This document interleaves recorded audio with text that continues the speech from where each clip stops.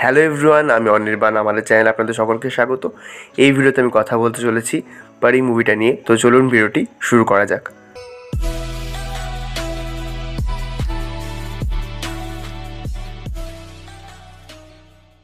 পরি মুভি যেটা ডিরেক্ট করেছেন প্রসিদ্ধ রায় এবং এই ছবির গল্প তিনি লিখেছেন।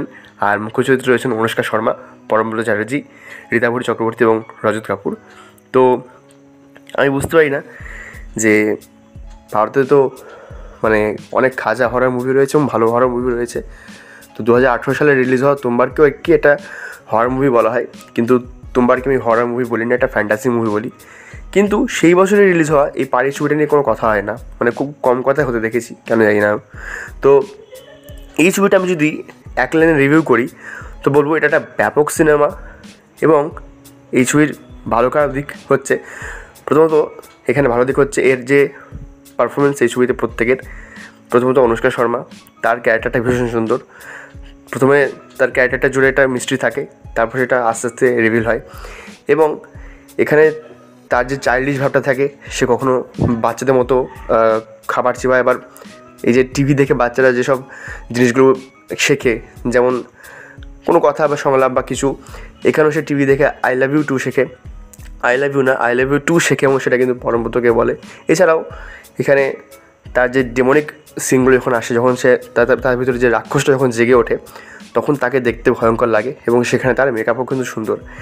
এখানে পরমব্রত চ্যাটার্জি, তার চরিত্রটা খুব ভালো, মানে একজন কলকাতার বাঙালি ছেলে হিসেবে তাকে বেশ মানায়, মানে তিনি যেহেতু বাঙালি। এবং তার হিন্দি মাঝে মাঝে একটু মনে হয় যে সরগর লাগছে, বাট ঠিকঠাক চলে যায়।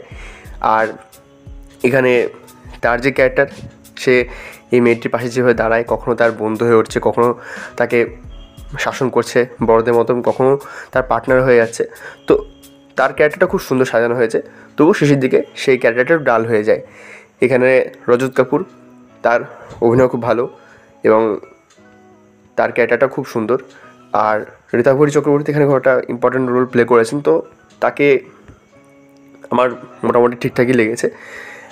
এবার এই ছবির গল্পের কথা যদি বলি, তো গল্পটা বেশ ভালো।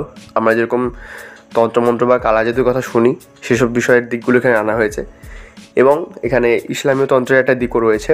তো সেসব রেফারেন্সে ভারতে সিনেমা খুব কম আছে এই জনারের মধ্যে, সেই থেকে সিনেমাটা খুব ভালো। আর এখানে গানগুলো, মানে গান তো রয়েছে মাত্র দুটো, কিন্তু ঈশান মিত্রের গানটা ভালো লাগে। এবং একটা লুলেবাই টাইপের গান আছে সোজা বলে, যেটা রেখা ভরদাস করেছেন, সেটাও ঠিকঠাক। তো এই সিনেমাটা আমার বেশ ভালোই লেগেছে। এবং আমার মনে হয় যে এই সিনেমাটার খারাপ দিক যদি হয়, তো শেষের দিকে একটু আর কি কেমন যেন একটু মেস হয়ে যায় পুরো বিষয়টা। এবং এখানে শেষে যেটা মানে খারাপ দিক, সেটা একটু স্পয়লারই হয়ে যাবে, তাই বলছি না। তো যাই হোক, আপনারা সিনেমাটা দেখবেন। সিনেমাটা ইউটিউবেই আছে, একদম ফ্রিতে আছে, আপনারা দেখে নিতে পারেন। আর এই ছিল আমার রিভিউ। ভিডিওটি ভালো লাগলে লাইক করুন, কমেন্ট করুন, শেয়ার করুন আর সাবস্ক্রাইব করুন। ধন্যবাদ।